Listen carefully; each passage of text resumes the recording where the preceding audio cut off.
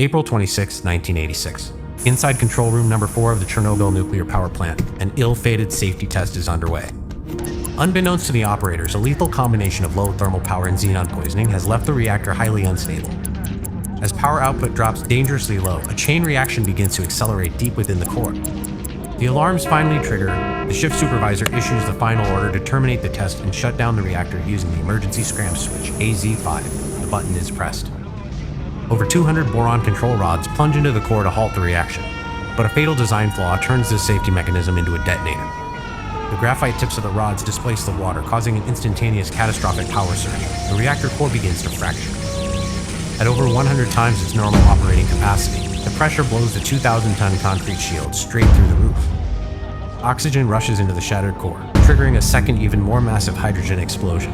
The control room is devastated. The air turns toxic, and the world's worst nuclear disaster has just begun. The surviving engineers looked up to see a sight that defied reality. The roof was gone. For the first time in history, a nuclear reactor core lay completely open to the atmosphere, venting deadly isotopes directly into the wind.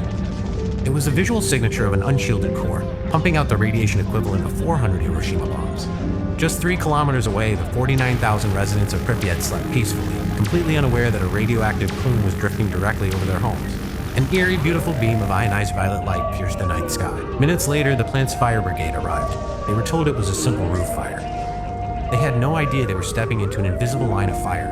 The very ground they walked on was littered with highly radioactive chunks of the core. To handle them for even a few minutes meant a fatal dose. The intense ionizing radiation began to break down the physical molecular structure of the magnetic tape inside the recording camera. The recording ends here, not because the operator stopped filming, but because the invisible fury of Chernobyl had literally melted the film.